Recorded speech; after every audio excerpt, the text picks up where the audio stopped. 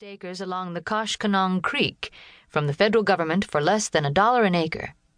As he turned virgin forest into rolling farmland, his wife, Kate, gave birth to 4 sons: Boniface, Peter, Francis, and Bernard. The O'Keeffes began to homestead just 2 months after Wisconsin ceased being a territory and entered the Union as a state.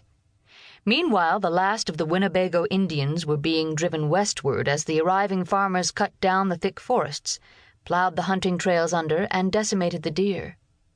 More and more land was being laid out in neatly numbered lots, and roads increasingly followed the straight lines of the surveyor's measure. At the same time, the railroads were inching into the newly settled regions to transport the wheat harvests and the iron ore to other parts of the country.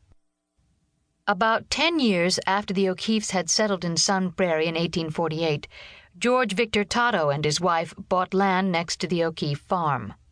Whereas the Irish family had emigrated to Wisconsin because of a business failure in the old country, George Totto had fled to America because of his belief in liberty. A count from Budapest, he had fought in a doomed Hungarian uprising against Austrian rule as an aide-de-camp to the revolutionary hero Lajos Kossuth. Family legend has it that Totto was ransomed from jail with the family jewels.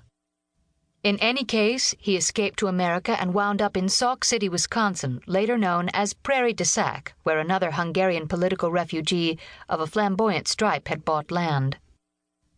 Totto's wife, Isabel, prided herself on her heritage as well.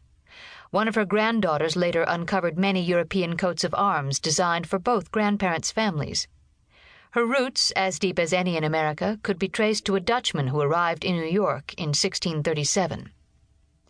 200 years later, one of his descendants, Charles Wyckoff, fathered Isabel and her younger sister Jane. Wyckoff, a hotel keeper in the East, apparently had business troubles, and after his wife died, he moved with his teenage daughters and a new wife to Sauk City to try his luck at running a hotel on the frontier. Wyckoff hadn't been in Wisconsin long when a cholera epidemic broke out. Although he made plans to move his family out, a day before their departure he came down with the disease and died shortly afterwards. It was in Sauk City that the exiled George Totto and the orphaned Isabel Wyckoff met and fell in love. In the 25-year-old Isabel's eyes, the pedigreed Hungarian patriot 10 years her senior was a cut above the other marriage prospects on the frontier. Formal photographs show that Totto was a thin-lipped, rather homely man with a light brown beard, and that Isabel, with her long, raw-boned face, could never have been called pretty. The poise and good breeding of the tall, dark-haired girl with the Eastern education appealed to the European, and in May 1855 the two were married. A year after the wedding, their first child, Aletta, was born. Her birth was followed in rapid succession by those of Josephine, Charles, Ida, Lenore, and George.